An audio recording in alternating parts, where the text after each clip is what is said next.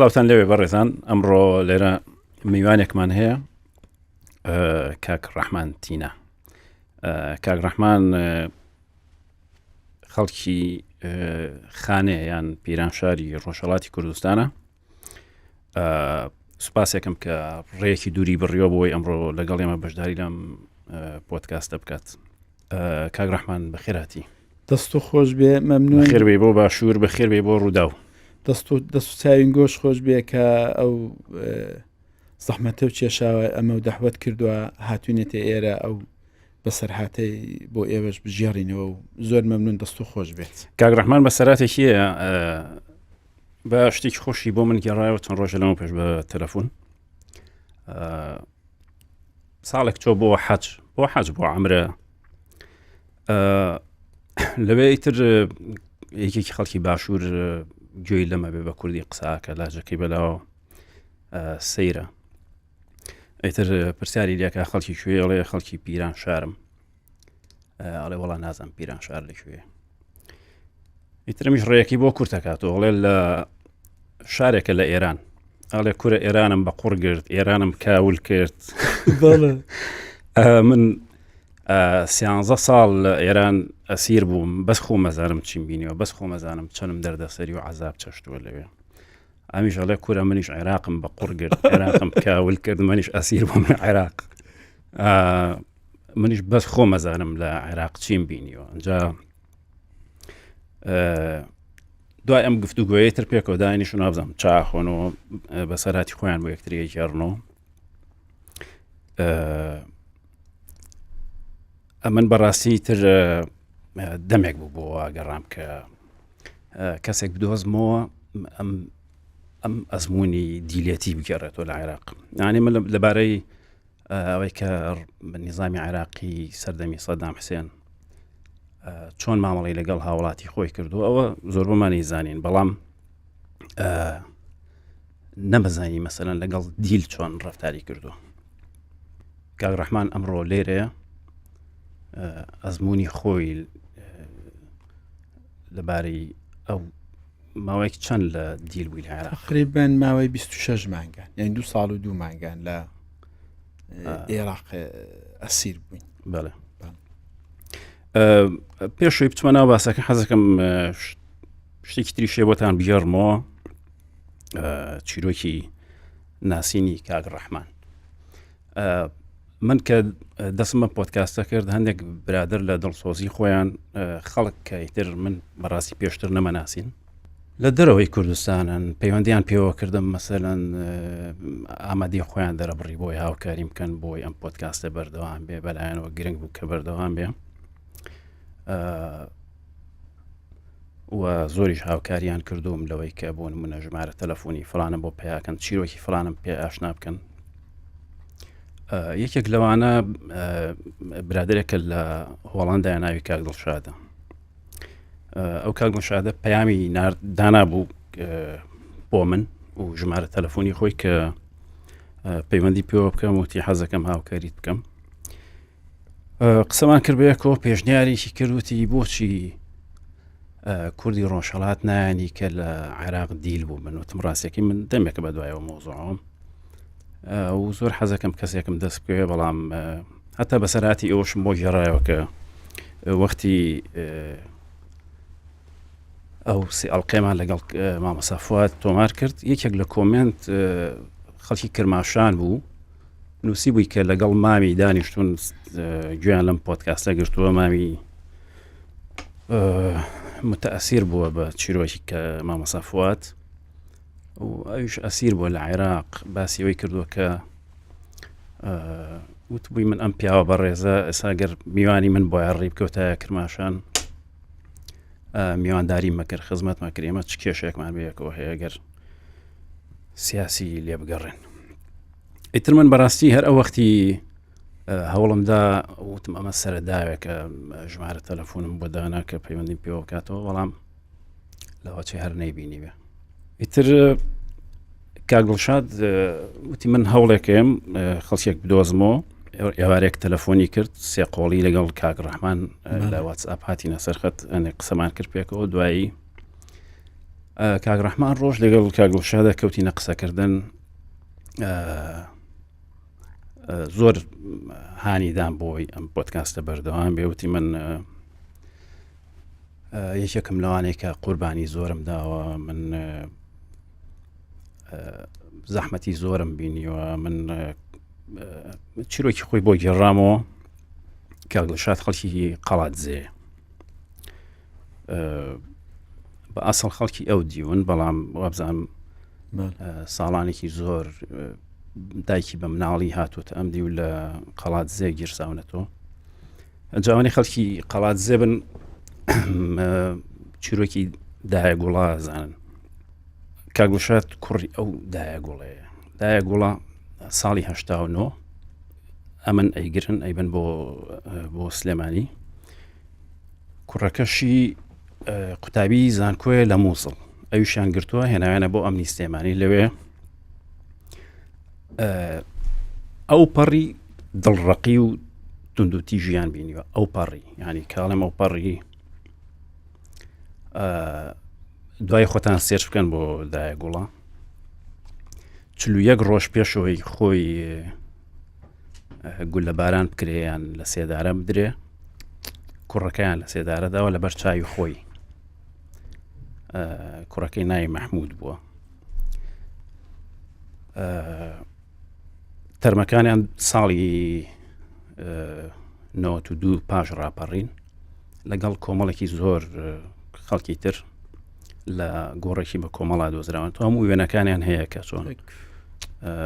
گۆڕەکە هەڵدەنەوە ئەوانە دەبینەوە ئەڵێ بە جلەکانیان دایکم ناسیەوە. ئێستامێ لەگەڵ کاک ڕەحمان باسی بەسەراتەکەی خۆی بکەین. کاک ڕەحمان وتمان خەڵکی پیران شارن. تو چۆن چووی بۆ سەربازی؟ ئەمێ بزانم سەربازی لە ئێران چۆن بوو؟ لە عێراق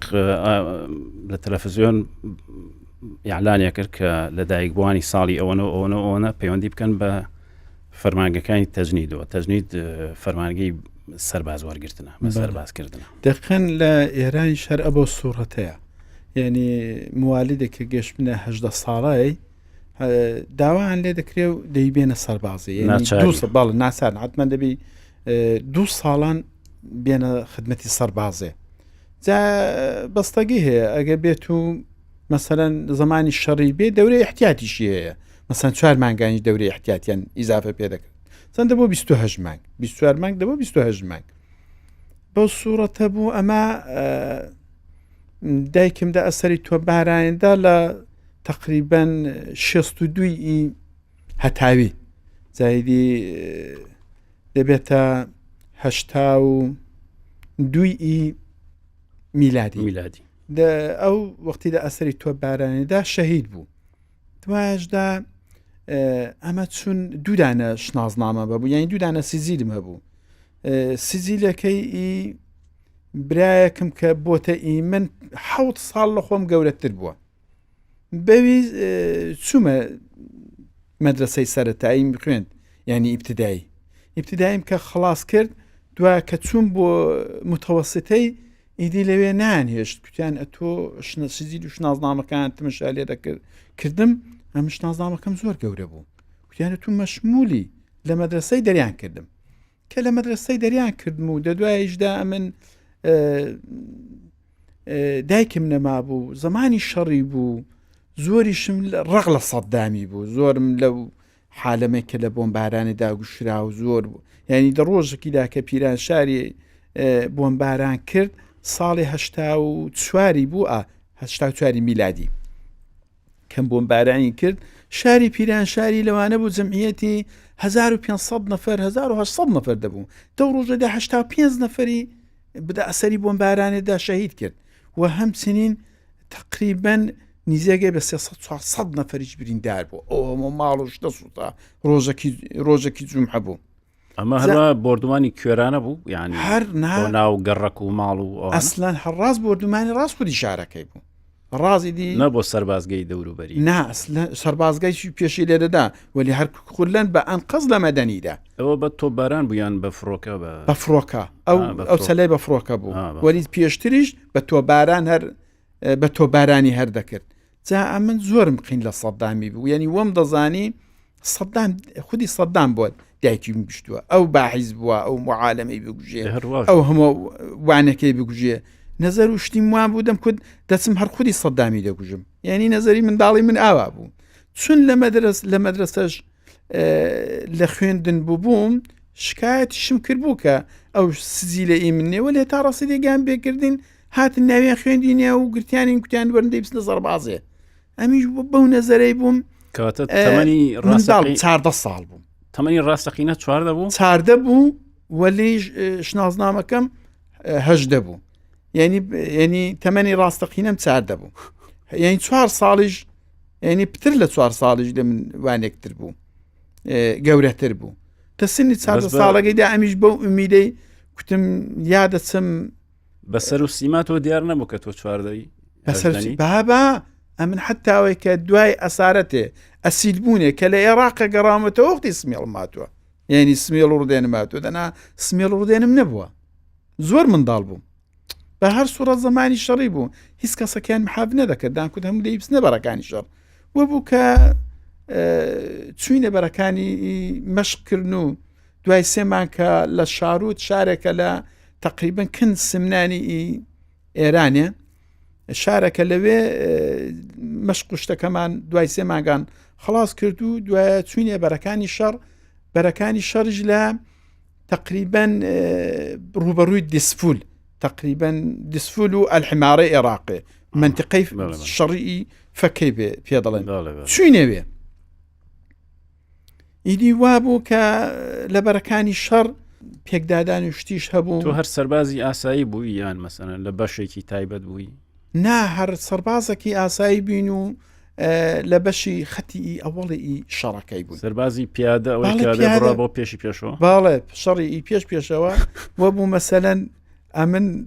تقریبا ئەمە دەگەڵ سەربازەکانی عێراقێ 500 میترمان فاصلە بوو ئەوانیش تفەنگیان داویشت دەگەشتەمە ئەمەش تفەنگمان داویشت دەگەشتەوان وەلی شەڕەکە ئەو وەختی کە ئەمە ئاخیرەکانی شەڕی بوو زۆر پێکدادانی ئاوان نەدەبوو مەچەند چەل دەبوو چەل مەسەلەن ئەوان ئەگەر دەستڕێژەکیان دەکرد ئەمەش دەڕژێشکمان دەکرد دەناوانە بوو دەم و دەتەیدا مەسەلەن ئەمن گەرم نەبوو 7 مانگ بوو ئەمە لەوێ بووین ینی حەمەلیاتێکی ئاوامان نەکرد حەملە بکەینە عێراقی و مەسەلەن بەسەریان دادێنی و بۆ لایان بچین فقەتی دی ئەمە خەتی شەڕەکەمان ڕاگرت بوو چەلەکی پاش نوێژان لە لای عێراقێ دیت هەیە بەسەر ئێرانیدا یعنی چون تاودێتە ئەولایە لای مەچاک دیاری دەکردرا چەلەکی تانگێکی عێراقێ هەموو هێواران دەهاتە سەر سەکۆکیان بۆ چاکر بوو بەڕێک بڵین بوو تانگەکە دەهاتە سەرەوێ لەوێڕا لایمەی بۆم باران تۆ باران دەکرد مەسەلەن بە تیری مستەقیم دەی هاویشت جا مەسەلەن ئەمە هاوین بوو گەرم بوو جنوب زۆر گەرمە لەوێ ئەو تانگەکە دەسوزەرەوێ مزاحیم دەبوو نێدەهێشت ئەمە فوتباڵە بکەین مەسەن لە پەناغاگریزەکەی جەوان بووین ببوورە ئەمە ساڵی چەنە ئەوە تقریبا 86 نیوە هاوینی ئارێوەڵە هاوین و پایزەکەی و 85 پایزی 85 سوینە بەرەکەی شەڕ هەتا هاوینی 86 میلادی تۆ زستانیش لێبووی بەڵە زستانەکەش لێ بوون جا دەمودەتێدا لەوێ هەوا زۆر خۆش بوو ئێمە تۆ پێنن دەکرد و بلەخەرە واڵی باڵنشتن دەکرد ئەو تانگە هەموو هێواران دەهات مزاحیم دەبوو زۆر یعنی ئەستا نەیدەهێشت هیچ شتێک تەکانێ بخوا ئەوەن 10 دقیق بوو ماشێنێکە کە دەڕێە دادەڕۆژ ئەندازیاری شتەکان زۆر دقیق بوو یعنی بە 2 دانە گولان ماشێنەکان پەنسەر دەکرد بە سێڤومی ئاوری تێبەردەدا ئەوەندە ئەندازیارێکی دقیق بوو ئەو تانگە بێمە کوت حتمما دەبی ئەو تانگەی لەبین برن ئەمەش مین و کاتوشایەکمان هەبوو وەگە 5 وەلی 12 دانە بۆ 5 عێراق بێ ئەو زۆری داویشتن وەلی ئیمە 12 دانێ تێدەچوو ئیمەش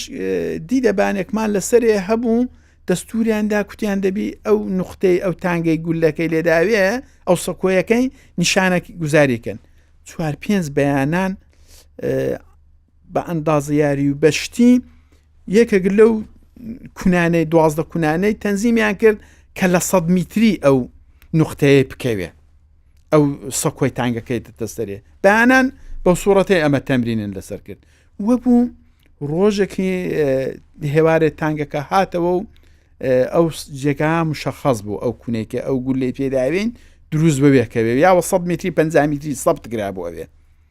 گولەکەمان تێهاویشت نزیەکەی 12 دانەمان تێهاویشت ئیدی دروست بە تانگەکەی کەوت تانگەکە سووتە دوایە ئیدی تارە هاتن بۆم بارانیان کردین زۆر وەزاکی زۆر شپڕێوە نەبوو ئەو سەلەی ئاوا لە بەرەکانی شەڕ ئاوا بوون سەلەکی دیکەش تووشی دەگەڵ عێراقیان ئاوا دەرگیر بووین هاوین بووم چۆمێکی تقریبەن ئاوەکی کەم دەهات گۆلمانت بوو بەدزی زابتەکانی خۆن 4-5 نەفەر خڕ دەبووینەوە دەچوین لەوێ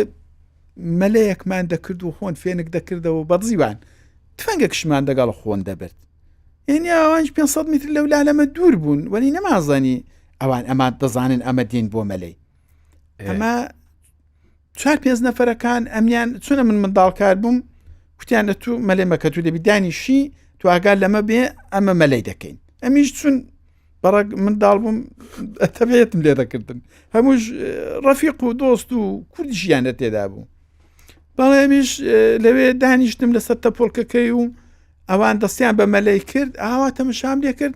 ئەوە 3-4 زەلامی عێراقی بە حەسکەری عێراقی ئەوە دێن بۆ سەر تەپکەکەی کوتم کوڕان نەفەردێن کوتیان لە چێ هەلەکتم لەو لارە کوورکتیان لێدا ئیدی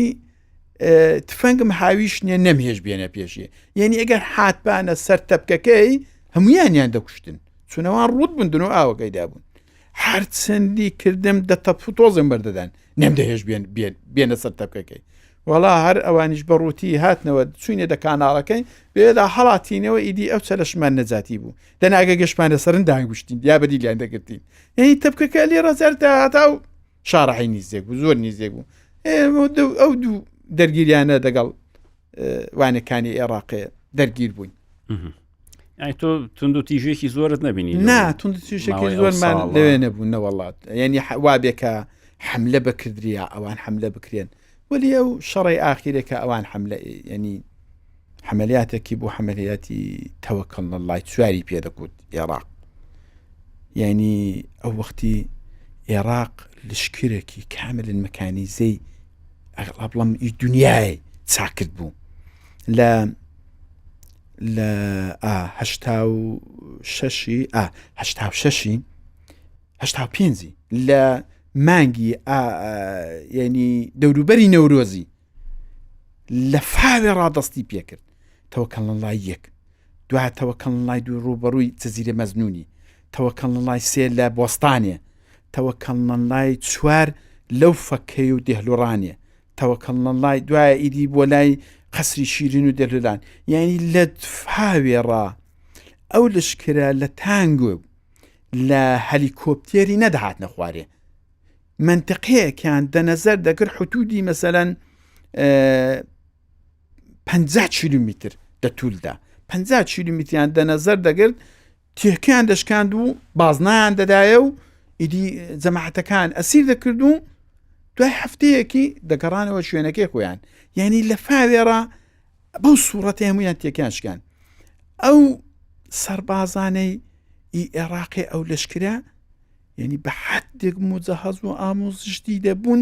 یعنی لە تانگێ نەدەهات نەخوارێ مستەقیمەن دەنەزەریان دەگرت ئاوا دەڕۆشتن ئاوا داهاتن لە یەک جێگا یەکتریان دەگرتەوە جەماعەتەکە دیکان هەموو بێ ئاو و بێ ئیمکانات و بێ ارتباطات دەکرد مەجبور دەبا ئەسیر بن و هەمچنی بە هەلیکۆپتێرە هێلیوەردیشی دەکرد یعنی ئەو لشکرە زۆری مجەهەز بوو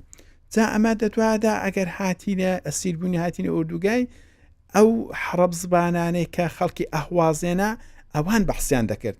دانکوت ئەوانەی کە ئەمان ئەسیر کرد ئەکسەرەن ئۆردۆنی و فلستینی و میسری و سوودانی و یەمەنی ئەوانە بوون یعنی لە هەجە و چۆن هاکانە بە شێوازی خۆمان دەزانین قسەکردنی ڕۆژهەڵاتیە دەگەڵ ڕۆژ ئاوا ئەنی هاکانە دەزانین کابرا قسە بکات دەزانینەوە خەڵکی باکوورێ بەڵام خەڵکی باشوورێ خەڵکی ڕۆژهەڵاتیە ئەوانیش ئاوا دازانی داکوت ئەوانە لە ڕنگ و شێوە و قسەکردنەکانیان ئەوانە بوون یعنی ئەکسەرەن ئامۆزشدری ئەوانە بوون بەکرێگیراوی ئەوانە بوون لە بەرەکەی شەڕی ئاوانێک بوون تا شتێکت بۆ بجێرمەوە ئەگەر سیریان کردین ئەوە کولەن ئێران عێراق ئیمکاناتەکەی زۆر پێشڕفتەی پێ بوو حتا ئەوەی کە لە جێگایەکی زابتەکی عێراقی ئەگە ئەسیریان کردبوون لە منتیقەکەی کوتی ئەنگۆ چۆن دەتوانن دەگەڵەمە بەشەڕێن ئەمە چاکترین و پێشڕفتەترین و ئیتلاحاتترینی وانێکین گۆمان لە سەرنگۆ هەیە حەبێکی ئەوان لیبانێکی 20 لیترێکی ئاوێ هینا خوارێ تێی کردە لیوانێکی بە نەفەرێکی داکوتی بیخۆوە کوتی چۆنە کوتیانی چۆنە کوتی گەرمە ساردە کوتی گەرمە حەبێکی ئەوەندەی سپی هینا دەدەبەکەی هاویشت و لیوانێکی دیکەی پێدا کوتی چۆنە کوتی وەڵا زۆر سارد و فێنک و خۆشە بەمای کوتیانگو چۆن دەتوان دەگەڵەمە بەشەڕێن ئەو شتە ئەو وەختی زۆر مهم بوو مەسەن تەلەفۆن نەبوو مۆبایل نەبوو مەسەن پهباد نەبوو وەکو مەسەن لە عاسمانی بزانی چۆ لە کوێیە تەسوڕەتێکدا ئەو ماهوارە و ئەو شتانەی ئامریکایە کولەن هەموو دە اختیاری عێراقی نابوو دەیزانی مەسەلەن چۆ چەندەی نیروی ئێرانی لێ چۆن وانێکی لێە داخلەکانی شەڕیدا ئاوا بوو کولەن هەموو ئەو کشوەرانەی ئامریکا ئەوان ئیسرائیلوانە و کولەن پشتیوانیان لە سەدامی دەکرد ئەسلحان پێدەدا و کشوەرە عەرەبیانە و خەلیجیانە کولەن هەردا کوت فقط ئێران سەرکەوێ عێراق سەرکەوێ بەڵێ ڕاستێکی پێم وایە نەیانەویست عێراق سەرکەوێ بەس دەیانویست بتوانێت ئیدامە بە شەڕەکە بدا وەکو ئێستای ئۆکراین و ڕووس سیاسەتێکی ئەو زلهێزانەیە دیخۆ هیچ دەخل و تەسەڕوفێکی ئەوانەی تێدا نەبووە ئیستنزافی ئێران بوو ینی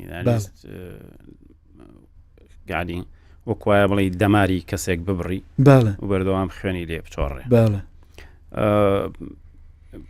پێم وایە ینی ئەو هەتا ئەو چەکوشتانی کە دەیاندایە پێڵێن چەکی تەکتیکی ینی کە تۆ بتوانی بەردەوامی بە شەڕ بدەیت ئەوە ڕاستە ئێمە شەوانەمان بیستووە کە میسری و یەمەنی و هەتا ئوردنی و فەڵەستینی وانە بەشداریان لەو شەڕە کردووە دەوڵەتانی کەندا هەموو بە پارە و بە هاوکاریان کردووە دقیقاً زۆر وڵاتی وەکو فەڕەنسا وانە بە چەک یارمەتیانەدا بەڵام تۆ باسی ڕۆژی شەڕەکەم بۆ بکە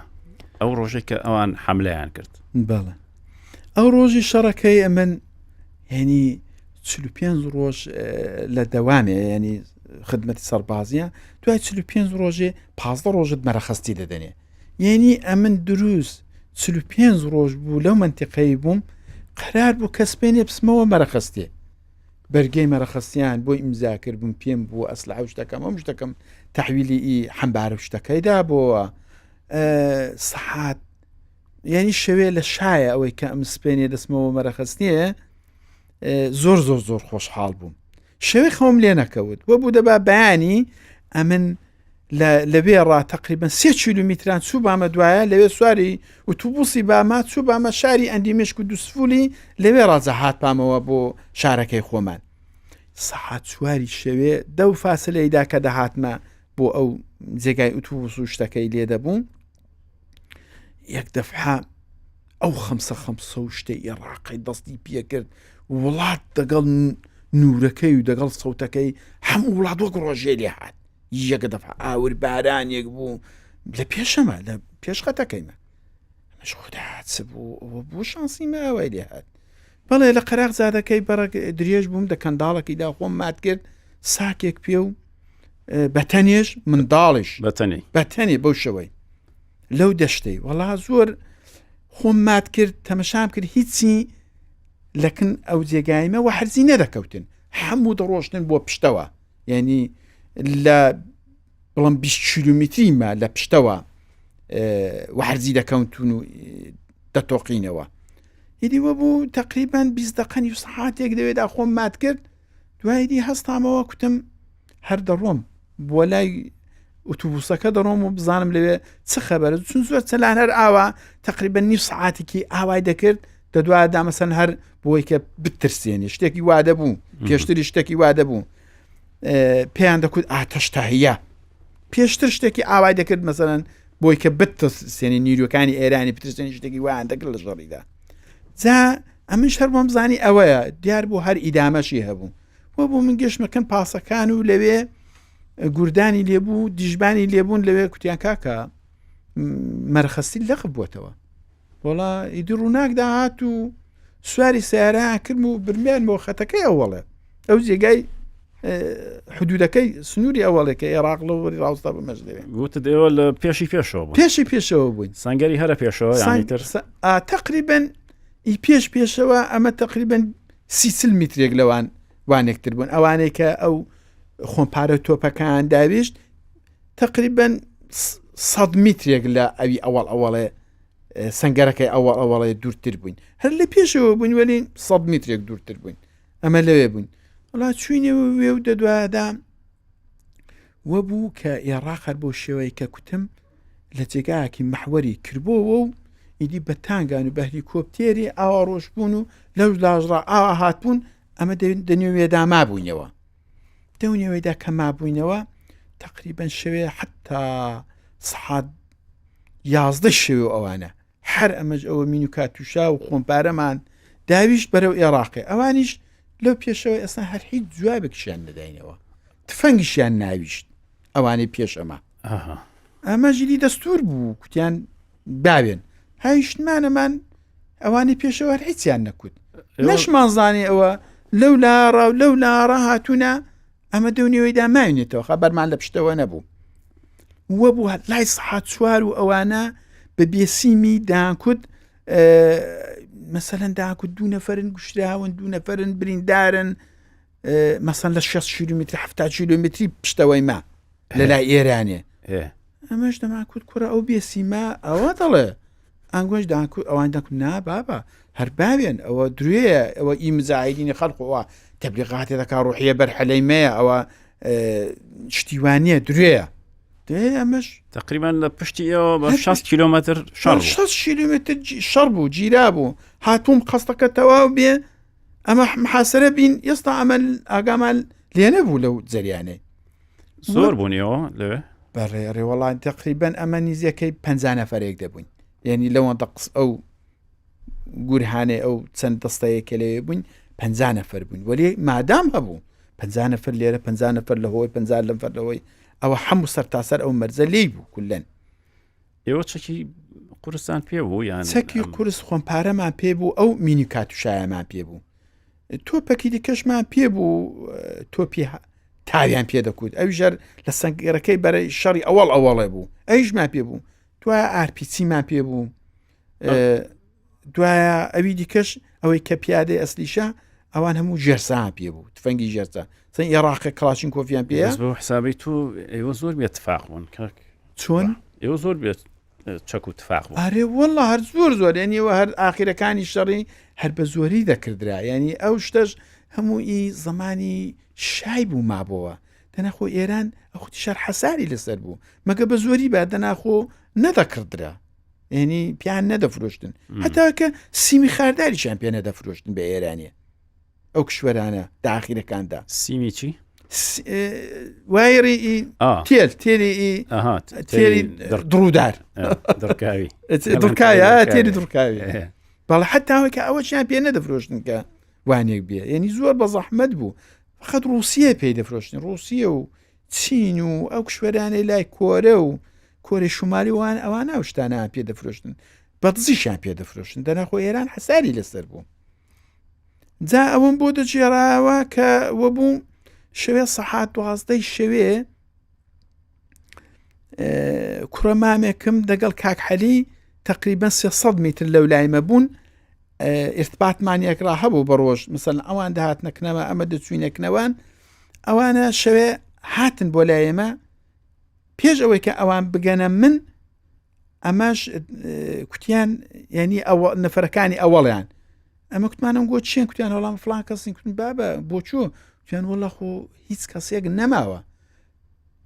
لە وانێکی پشتەوەمان گیراوە بڕۆین شەوێ بەو تاریکەی ڕۆشتین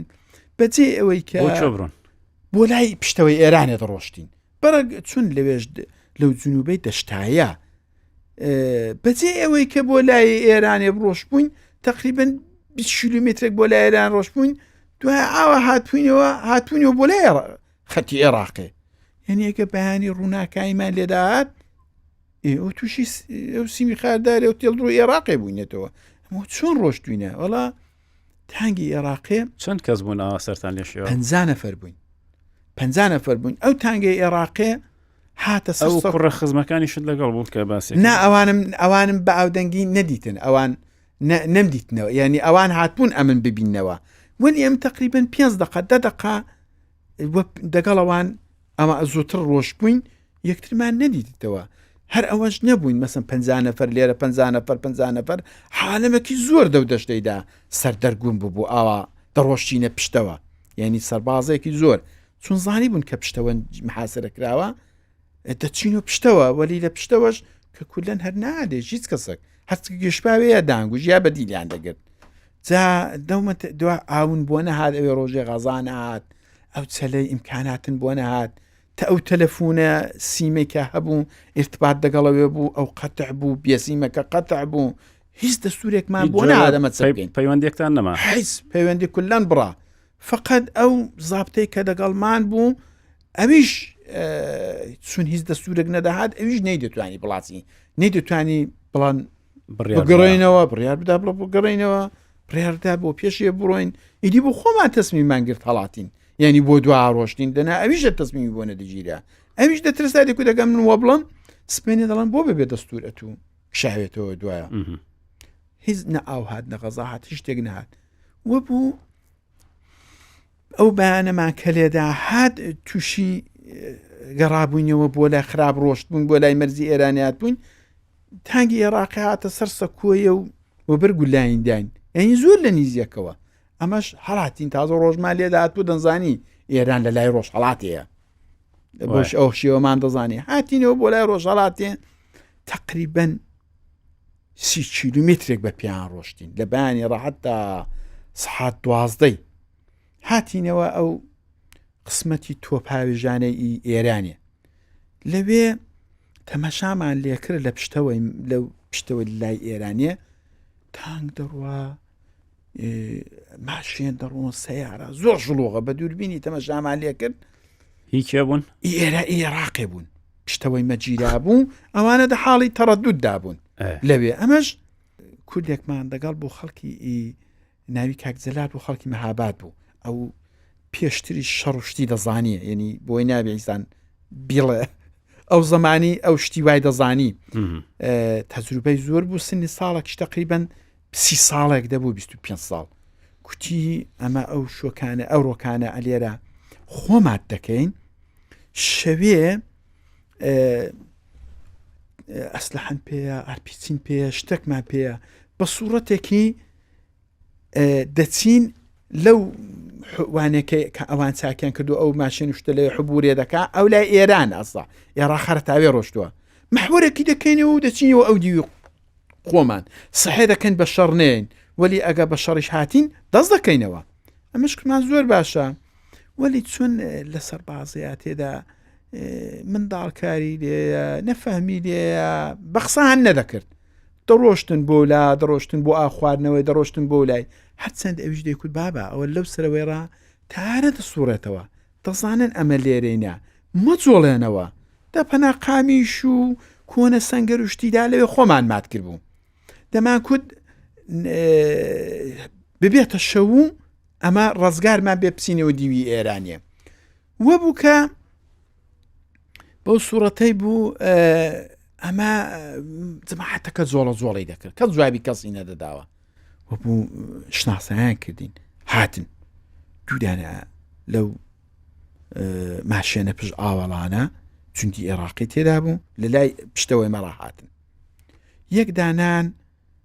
لە تقریبا 1000 میتریمە 1 کیلۆمتریمە لەوێ ڕایگرت ئەوی دیکە هەر هات تقریبا حتا 100 متریمە 100 متر هات نەخوارێ ئەمەش تقریبا زۆرن بۆ معلوم نەبوو لیباسی تقریبا وەک پاسداری ئێرانیان دەبەردا بوو سەبز بوو پیان دەکرد حرسە جمهوری شتێکی وا بۆ وەختین ئەو لیباسانە دەبەردا بوو هاتنە خوارێ تقریبان حوتێژ نەفرێک دەبوون. ئەمەش دەوت زەنگەیدا ئەمە چون خەڵکی پیران شاری بوون و شەڕشتمان زۆردی بوو دەمانزانی ئەگە شەڕێک بێت جێگاک سنگەرێکی خۆڵ پەیداکەی ئەنی چاتر مەفحوز دەبی نەک ئەوەی کە هەستێەوە و یا هەڵێ یا قەبنشینی بکە بچی دوایە حرەکەتی بکە یعنی فەورەندە جێگاکیدا خۆماتکەی زۆر مەفحوستری سنگەرێگە لەوێ بوو تقریبان وەک بوو بیری وا بوو بیرێکی 1 میتری تەگەرێکی جیبیشی لەسەر بوو ئەم لەسەر سنگەرەکەی دانیشتم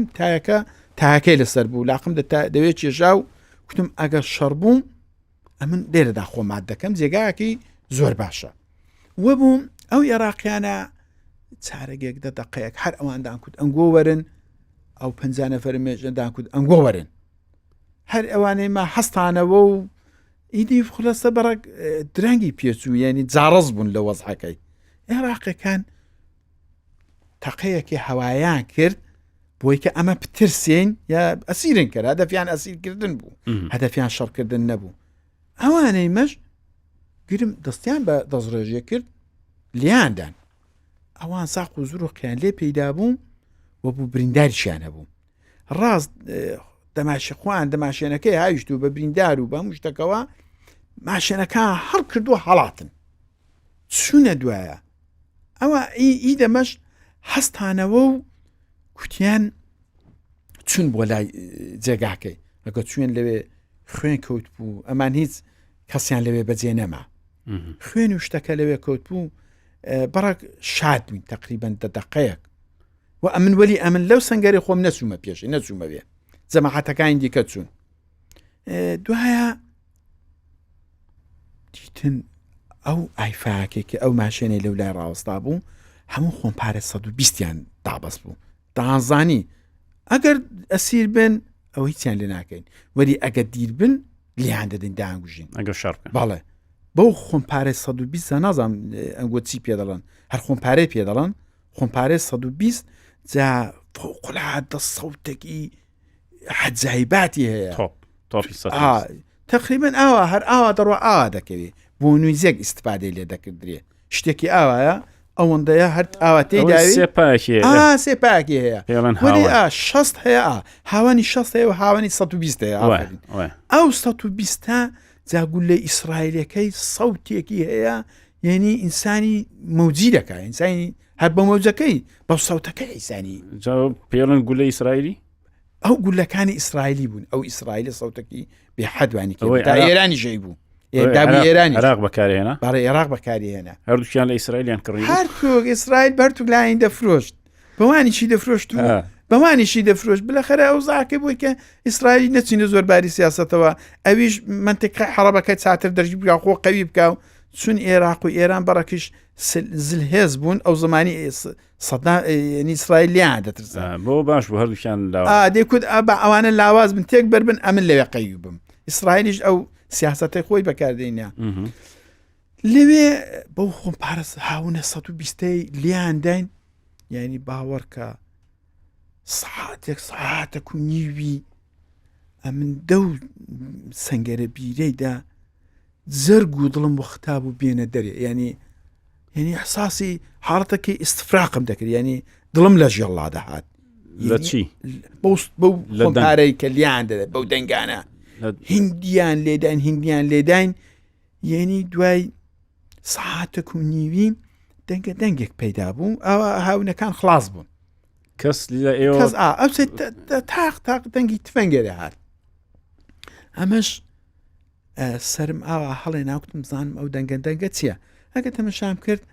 ئەو ڕەفیقی خەڵکی مەهاباتێ کاک جەلال ئەو دەستی هەڵێ نابوو لیباسەکانیشی لە خۆ داکەن بوو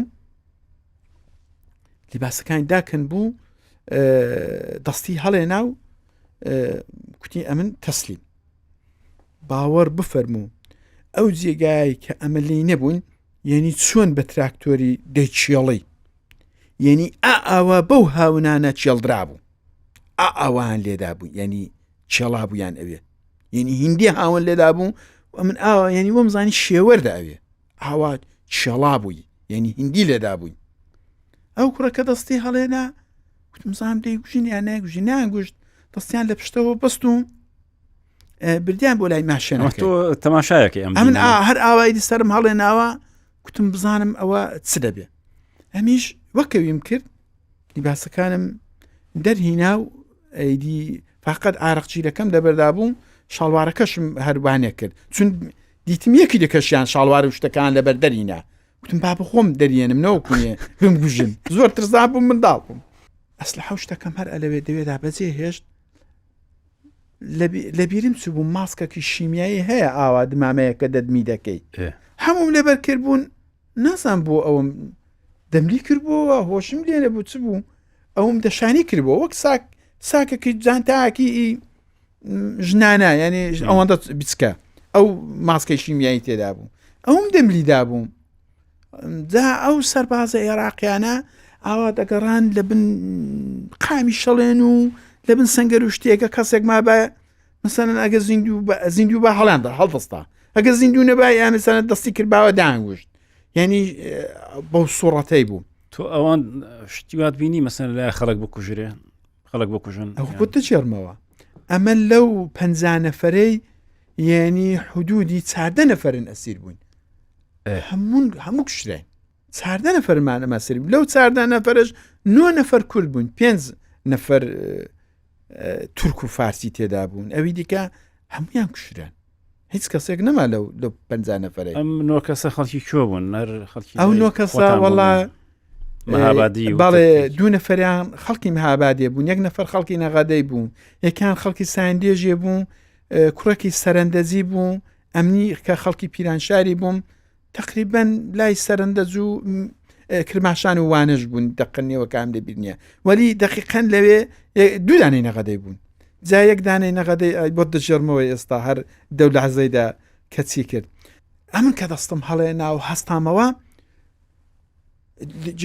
ینی تفەنکان لەسەر من لا نەدەبێت 2 دانە سەربازی عێراقی ئەمیش دەستم هەڵێنا بوو ئەوان وان دەزانی ئەو جانتایە دەمانچەی تێدایە ئەم دام هەوێ بیان گوژم هەر ینی هەموو نەزاتیان ببوو ئەوان دیکان دەستیان بەستن دەماشێنەکان هاویشت لە کۆڵە من نەدەبوونەوە ئەمش عاڵی نەدەبووم حسان لە حەڕبی هەر بە حەڕەبی قسان دەکرد و یان دەقولاندم ئەمیش حاڵی نەدەبوون ئەمیشە دەترسام ئەوانیشە لەمە دەترسان داکوت ئەو جانتایە یا تیشتی تێدا من فەجرن دەکا یا دەماچەی پێیە ئەو کاک جەلالە لە ماشێنەکە ڕاهەرای کرد کوڕکتی ئەو ماسکەی فرێدا ئەوانە لەو ماسکەی تۆ دەترسێن وەڵا ئەمیش ڕاست ماسکەکەم فرێدا و لە کۆڵم بوونەوە دەستیان بەستم و جا پێش ئەوەی کە ئەوەم لە بیست و پێش ئەوەی کە ینی 3 سەعات پێش ئەوەی کە ئەو جەریانە بێ بەیانەکەی ئەگە تانگەکان تۆپەکانیان هاویشتینێ ساسمە یەکم ئەوێرە کەوت ئەلێرم هاتە دەرێ ینی ئەوەندەی ئێرە شاڵوارەکەی برینداری کردم هەر لەوێ بە چەپێکی بە چەپێوانەکەی بەستم ئیدی هەر حاڵەتێکی سەطحی بوو بڕی بووی ئیدی وا نەبوو کە مەسەلەن وانیم حتا خوێنەکەی نەچوە دەپۆتینەکەی فڵقی نەکرد هەر نەمدەزانی ینی نەمزانی کە ساسمم وەلاقی کەوتووە ئەویشم بەس بوو شاڵوار شتەکەم کە داهینە ئەو چەپێ ئەو سەلێ کوتیان ئەوە بریندارە دیسانیش بریندارەکەم وەلی تەمەشایەکیان لەکرد کوتیان هیچ نییە ئەگەر نەتوانی با بڕۆی هەر لێدان کوشتی وەڵا دەستیان لە پشتەوە بەسم و سواری ئایفاکان ئەو ماشێنان کردین و ئایفا ئەو لە ئێرانی پێ دەڵێن ئایفا ئەو ئایفایە سواری ویان کردین و جا ئەو 14 نەفەران 1 نەفەرە تقریبا ئەمن لە هەمووانیان منداڵتر بووم یەکی دیکەش سنی بەرە ینی 18 ساڵ دەبووم وەلی هەر سنی 17 و ئەوانە دیاری دەکرد کورد بوو خەڵکی قارنەی نەغەدەی بوو ئەو لەوێ دەستی کرد بە گریانێدا ماشێنەکەیدا لە پشتەوەی سەر ئاوەڵا بوو ماشێنەکە دەستی کرد بە گریانێ ئەویش پیان کوتیان ئەتو حەسەن بۆ دەگرێ حەسەن ئەفشین بۆ تو بۆ دەگرێ کوتی وەڵای ئەمن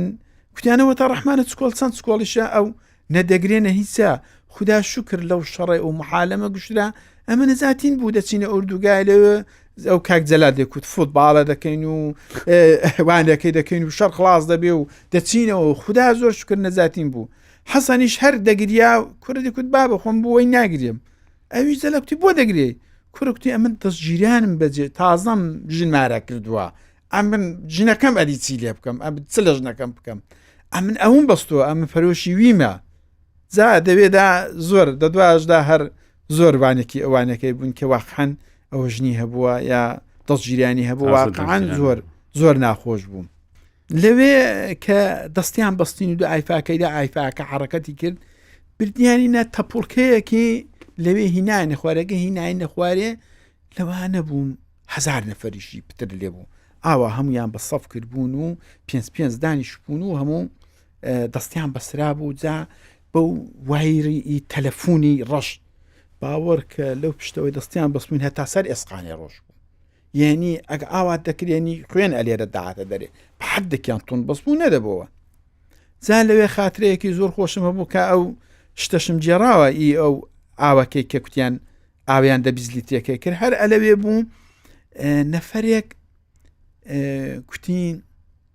ئاواتە و سەفی 5 دانیش بووین تقریبان زۆر بووین ئەمە ژەوا ساین دەکرد ئەو چەند نەفەرە 9 نەفەرە لێک جودا نەبینەوە دەوزەنگەشدا حتە مەشای ئەو جەماعەتم دەکردم بزانم سلەیمانی ئامۆزام نابینم هەر نەژم دەدی هەر نەمدەدی سلەیمانی ئامۆزام هەر نەدی وە بوو ئەو لە یەکەیەکی تر بوو هەر تقریبان ئەمن لەو دەستە 50 نەفەرێ بووم ئەو لە 50 نەفەرەکەی دیکە بوو گورهانێکی دیکە بوو وە بوو ئەمە کە ئاوا 5 دانیش بووین نەفەرێک بە یعنی جوندی عێراقی بوو وتی چیە کووردە ئەمە لە پێشە کوتم ئەم کوردم نەشی دەوێرە ئاوا بە حالە ماشکرا قسەم دەگەڵ بکە وتی خەڵکی کوێی زمانی وەکەمە بوو وتم وەڵا خەڵکی پیرانشارم وتی پیرانشار لە کوێیە لەم هاباتێ دوورە من ناوەختی هەر شاری بەناو بانک زۆر هەرمابات بوو ئەمەش لە تەلەڤیزیۆنی هەر کەرکووک و هەولێر و سلەیمانیمان گوێ لێ دەبوو خۆوانی دیکەمان نەمەزانین کوێیە کوتی وەڵام خەڵکی کەرکووکێمە کوتی چۆنی باشی کوتم وەڵاهی ئەوە دەنبیلیدی وەزن ئاواجا وەسحەکی دم و چاو خۆڵاوی ئاو تونی ئەو قسانێ مندان جێرمەوە دەبورجی تەمموزە تەمموزی ئێرە یعنی دەبورجی چوارمین مانگ دووەمین مانگی هاوینێ گەرمایەک ئەوڵی مانگی هاوینی گەرمایەکە سۆزەی لێ دەڵێ لە تەندوری دێتە دەرێ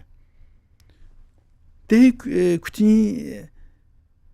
مێژوو لەبلەبی دەپاغڵێدا بوون مێژوو لەبلەبی بەزاری وە دەکردم و خۆم قمەی ئاوەکەشی ئەو ئاجانتاکێ لێر بوو ئاوی پێ بوو ئاویشی بەزاری وە کردم کوتی نیگەران مەبە تازە خوددا شکرەوە نەزاتی بووە ئەنگۆ دەست نەوێ ئەوێ زۆر خۆشە تەلەڤیزیۆنی لێیە نامەت دەڕوا ماڵێ دەزانن حیز نیگەران مەبە ئەمیش زۆربانێک بوون تقریبن 5-6 سەلان ئاوە یەک ڕاقسەن کردو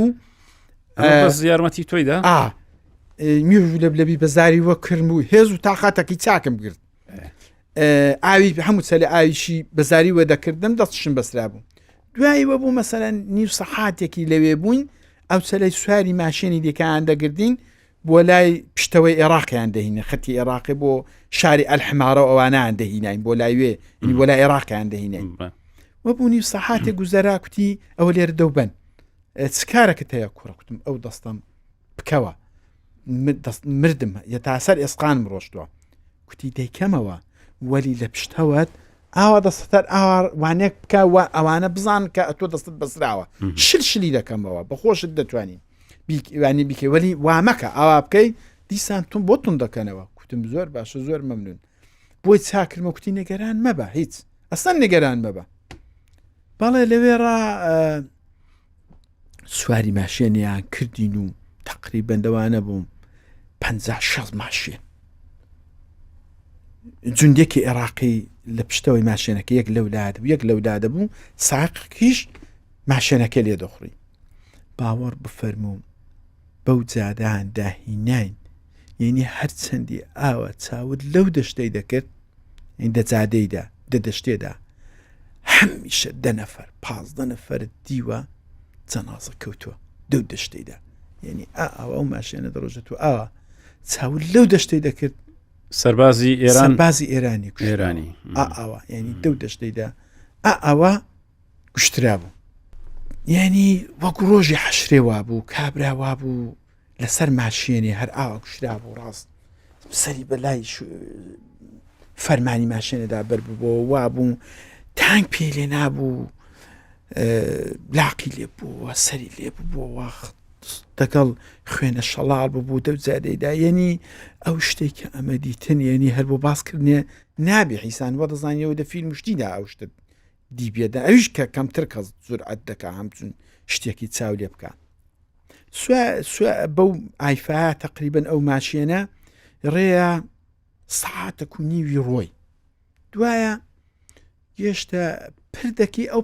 لەوێ بازگەی لێبوو تەفتیشیان دەکردین لەوێ جا سواری ئۆتۆبوسیان دەکردین ئەو پاسە درێژانە لەوێ لەسەر پردەکەی کە پەڕێوە ماشێنەکان هەموو ئاوا بە سەب ڕاوەستا بوون دەو ماشێنانەدا لە سەر پردەکەی دیار بوو چۆمێک ئاوێک دەڕۆی یعنی وەکو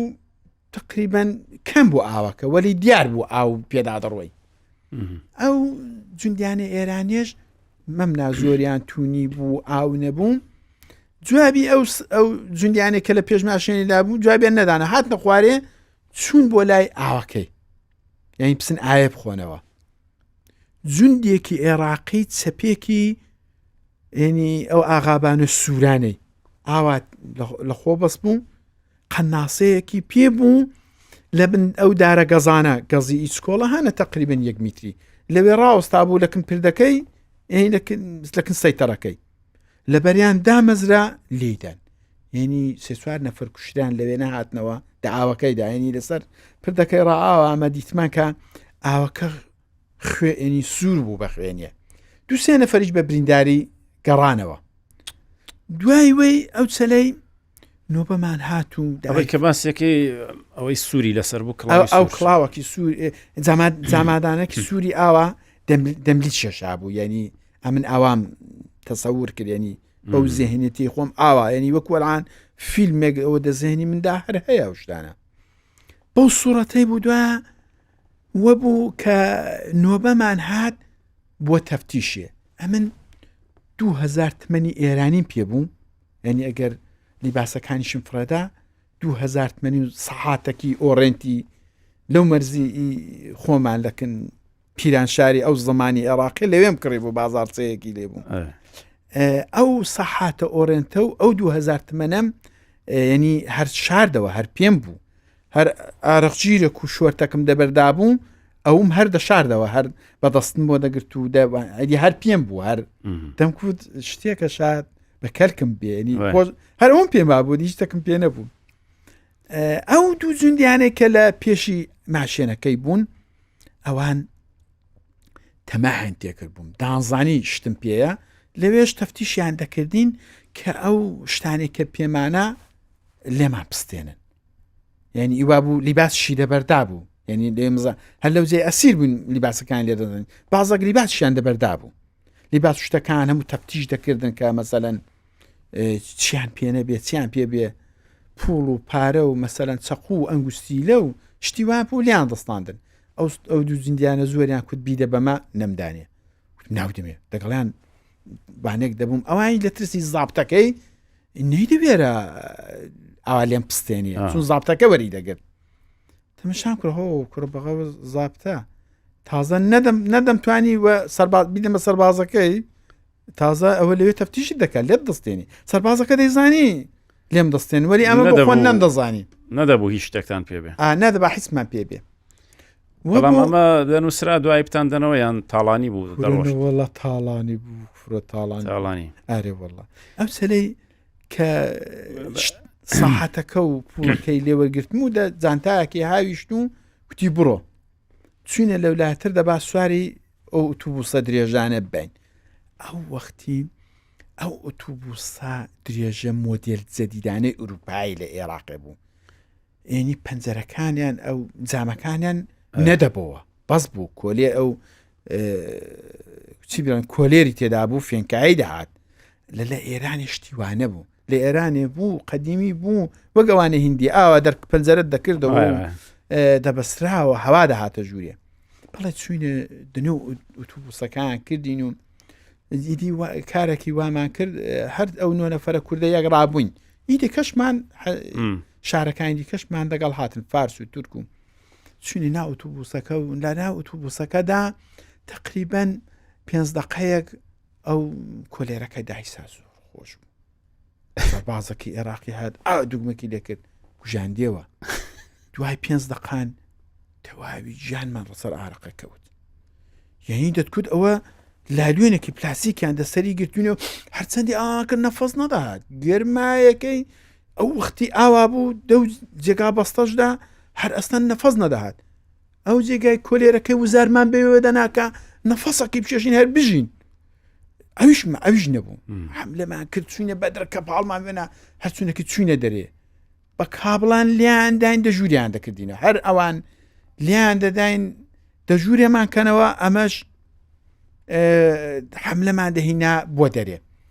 یعنی ئەوە هیچ زمانێکی لێک تێگەیشتنیش نەبوو ئەستان هیچ شتێک ئەوە هەر بە حەڕەبی و ئەمەش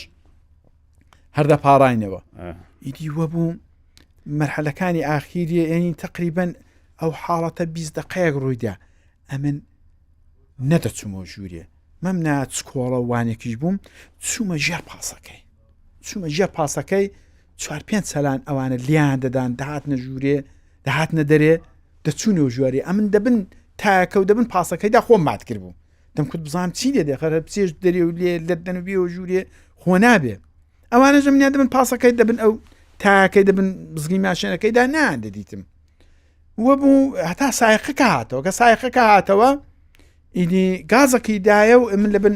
وانەکەی ئیدی هاتمە دەرێ لەبن تاکەی کوتم بە سوارمەوە لەبەر هاتمە دەرێ و چوومەوە دە پاسەکەی دیار بوو کۆلێرەکەی هەڵکردەوە و فێنکاکن هاتە بەرێ و جوندێکی مسلحیان لە پێشی دەرکەکەی دانا و ئۆتۆبوسەکە حرەکەتی کرد جاکاک ڕەحمان بەڵێ ئەم چیرۆکە هێشتا زۆری ماوە سایتر ئەبێ بزانام دوایی بارودۆختان چی لێت لە ئەڵقەیدا و تەواوەکەی باشە ئینشاءالله کاتێکی خۆش بۆ هەمولایەک دەست خۆش بێ مادوو نەبن